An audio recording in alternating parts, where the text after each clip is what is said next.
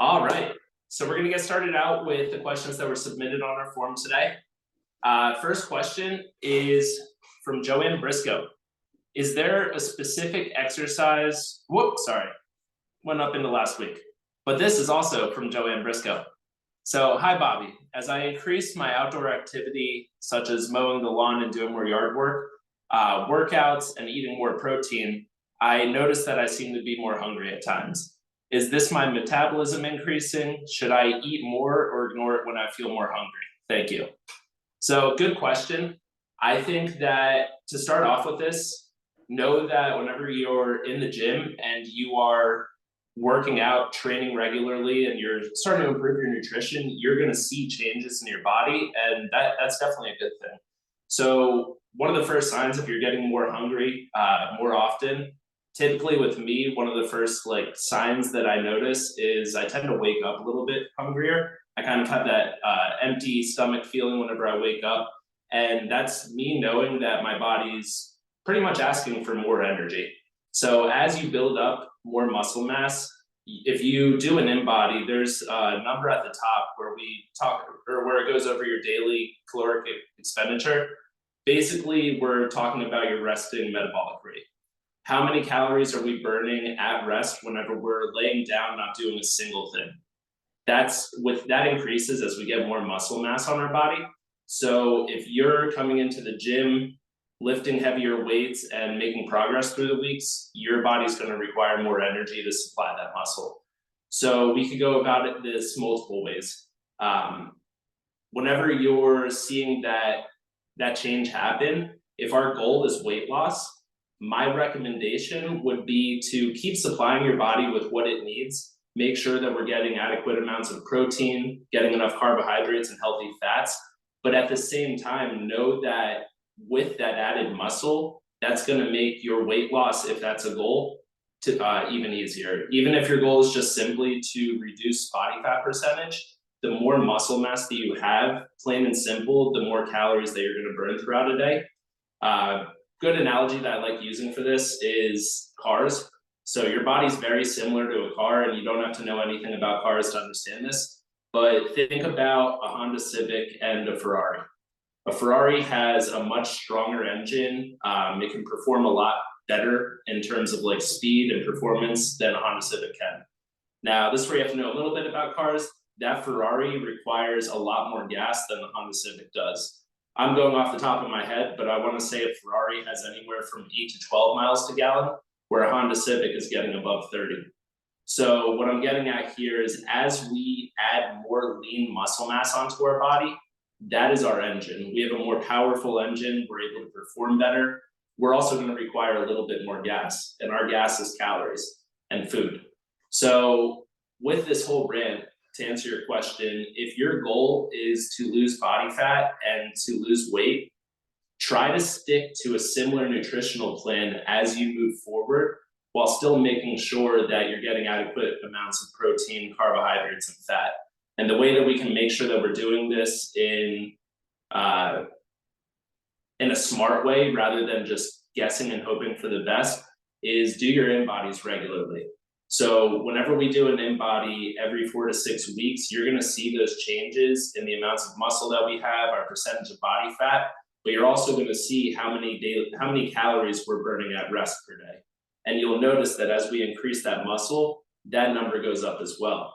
So if our goal, on the other hand, is just simple maintenance and getting stronger, building lean muscle mass in the gym, I would definitely encourage you to go with more calories throughout the day so that we can meet those needs.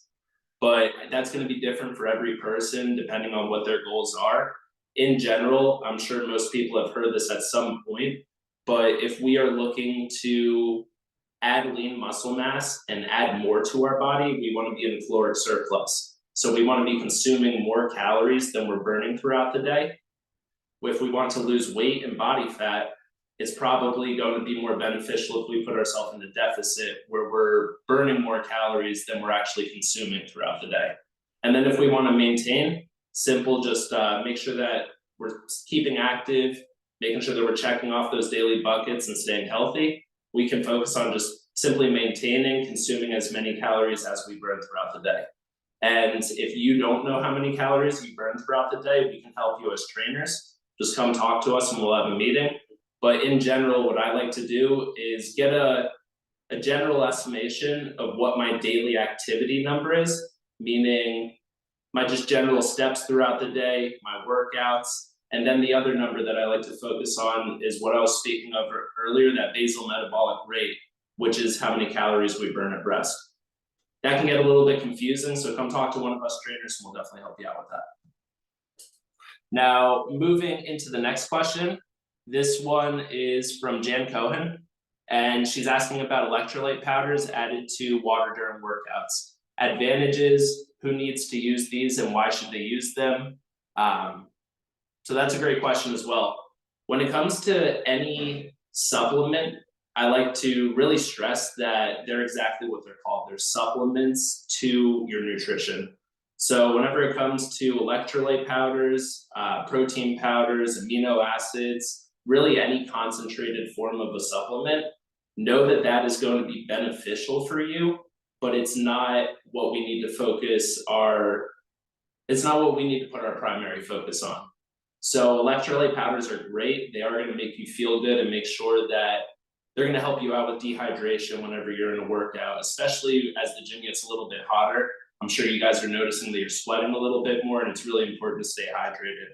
With that being said, an electrolyte powder in your water isn't going to outweigh being hydrated in the first place. So if we're not regularly intaking our water and staying hydrated throughout the day, drinking that electrolyte powder won't do a whole ton for you if we're already in a dehydrated state. Now, on the other hand, if we're staying hydrated, those electrolytes are going to be processed in the body much easier, and it is going to be more beneficial for you. Now, as far as who should be taking these and who shouldn't be, I don't think that there is necessarily a right or wrong for who should and shouldn't be taking it. It's mainly on your preference. If you notice that you tend to get fatigued and maybe feel a little just not 100% during your workouts, and you're associating that with being dehydrated, my first suggestion would be to make sure that you're consuming water before you come into the gym. Me personally, I don't have a specific fluid ounce goal that I reach every day. I don't try to make sure that I am consuming a gallon of water each day, but I do use the urine color test that we have in the bathroom.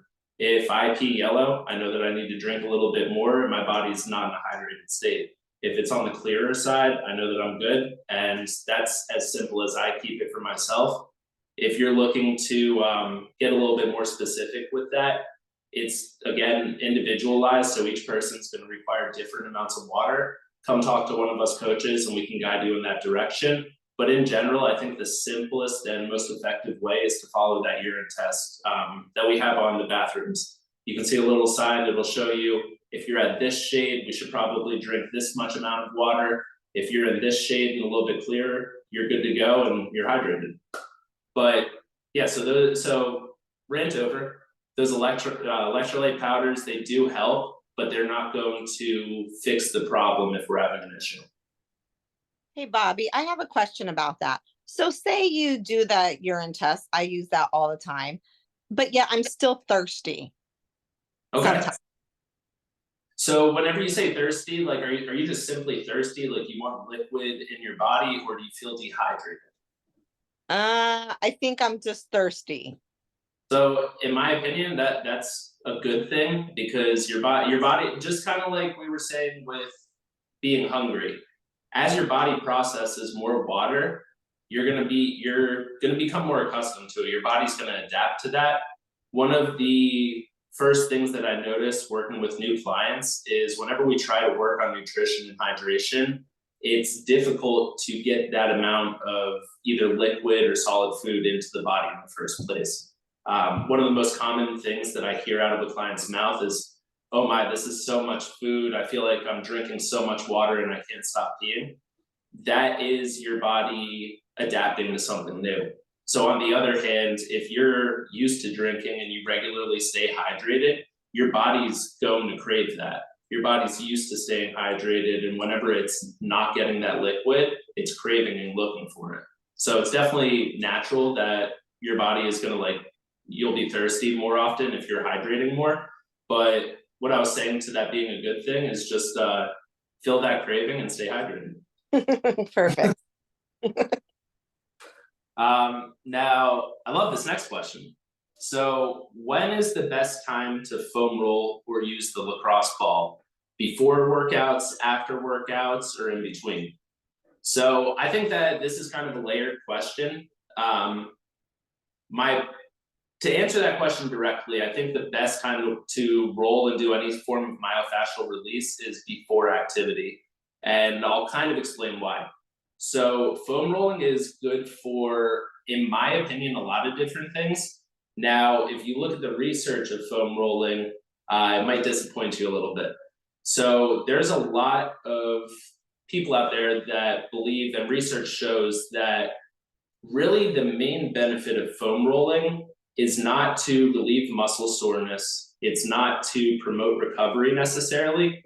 It's actually to enhance your mobility and give you temporary flexibility. So I don't have an exact number for this, but I'd say after you do myofascial release, so after we foam roll, your body will be able to get into more flexible positions. You'll have more mobility anywhere from 15 to 45 minutes. I want to say realistically, that window is about 15 to 30 minutes. So whenever I look at how can that benefit us in a workout, if we notice that it's tough to do things like touch our toes, exercises like deadlifts are going to be harder for us to keep our back straight and not round whenever we're going down to the floor. Same thing with squats. If we have trouble getting low on our squats, if we have trouble coming in contact with our chest whenever we do a bench press, really any movement across the board, if we have trouble getting into that range of motion and position, foam rolling is going to make that easier for the next 30 to 60 minutes. So that's why me personally, whenever I work out, I foam roll before every single session. I will hold a lacrosse ball with me while I'm going through my sets. And let's say after I finish a round of exercises, I might bring that foam or that lacrosse ball over to the wall whenever I feel that mobility starting to wear off a little bit. Now, on the other end of things, foam rolling is really good on another level. There's a lot of debates whether it's good from a placebo standpoint, meaning it makes you think that you're doing better, and that's really more of a mental thing. In my opinion, there's a lot of placebos in exercise that are beneficial to the body. If you do something regularly, whether science says that it works or it doesn't, and you notice a difference and you feel better from that, I personally encourage that. I do think that like mental happiness is really important when it comes to exercise. And sometimes we need to do things that we simply enjoy if it makes us feel better, and that is going to make you perform better. So with that being said, foam rolling is very good at increasing your pain tolerance. Whenever we go through exercises, it is putting yourself in a state of being uncomfortable. The best results happen in the gym whenever we're able to push ourselves out of our comfort zone, but that's a little bit easier said than done. Exercise is hard. It doesn't always feel good to get that burning sensation whenever we're towards the end of the set, possibly using heavier weights. Foam rolling is a good way for you to introduce your body to those uncomfortable feelings and know that they're not just simply uncomfortable, they're going to promote you to get better results. Whenever you're able to handle those uncomfortable feelings easier, you're going to be able to push yourself not only harder, but safer as you go through your workouts. I try to relate this back to honestly, really anything in life. Whether it's studying in school, just putting extra hours in at your job at work, doing something that requires more out of you is never easy in the start, but your body adapts to that over time and your mentality adapts to it too. I think exercise is no different. We need to introduce ourselves a little bit slower, make sure that we feel comfortable as we get into the gym. But as we go through our weeks and we get a little bit more specific with our goals, we need to be willing to push out of that comfort zone. And foam rolling is a simple way to let your body get used to those feelings. Hope that helped out a little bit with that. But in general, the best time to foam roll is before workouts. I'm not saying don't foam roll after workouts or in between workouts. Just know that you're gonna get more bang for your buck doing it before a session than afterwards. Now, the next question that I have is, what is more important, frequency of meals per day? Meaning, should I get breakfast, lunch, and dinner, or should I focus on the total calories or macro intake?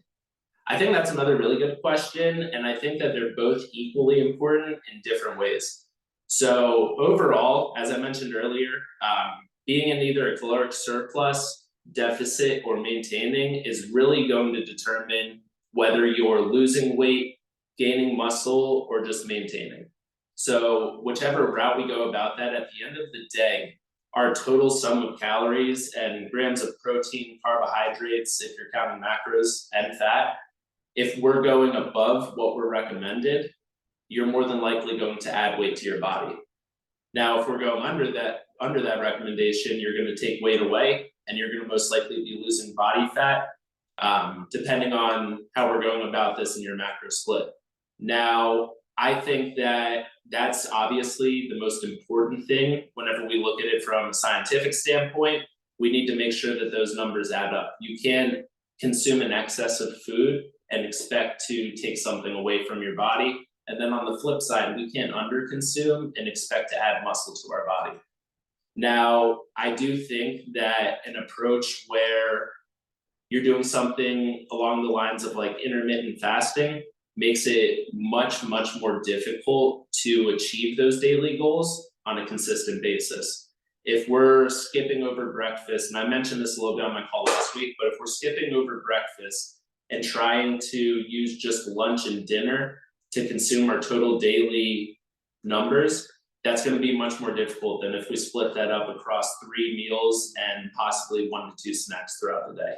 So what I'm getting at here is, I personally think that having that consistency, waking up each day with the daily habit of eating breakfast, having a lunch made for you ahead of time so that we can consume that in the middle of the day, possibly a snack in between either breakfast and lunch or lunch and dinner, preferably both if we can do that.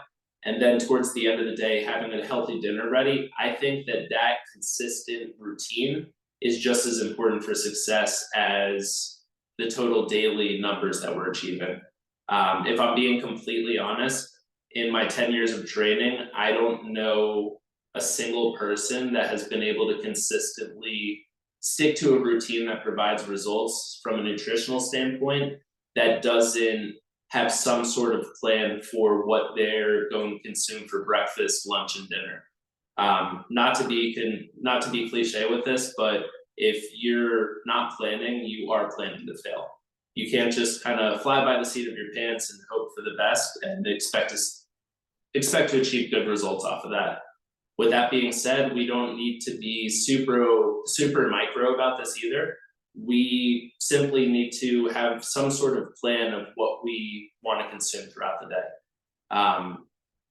And like I always said, come talk to us coaches, because different things work for different people. I have personally done everything across the board, from counting my macros down to a T, knowing exactly how many grams of protein, carbohydrates, and fat I put into my body.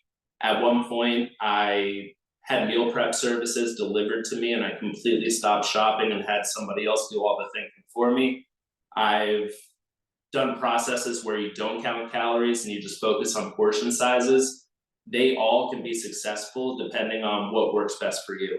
Some people feel better being more specific about things. Other people might get stressed out under those plans, and we can modify and do something different that's going to provide great results for that person. Now, that is all the questions that I have for today. Jen, you're the caller on here. So do you have any questions for me before I close out the call? I don't, Bobby. I was just really happy to hear your voice and get some good insight on some new stuff. All right, awesome. Well, I'm glad to hear it. Glad that you joined in and kept me company today. Thank you. Happy belated birthday. I appreciate it. All right, And bye. for everybody else listening, I'll go ahead, post this on the channel. We have these calls every Wednesday at 1:15. Go ahead and hop in, and if you're not able to make it in, just go ahead and submit a question to the link that I provide, and I'll be sure to get to it, okay? Have a great week, guys.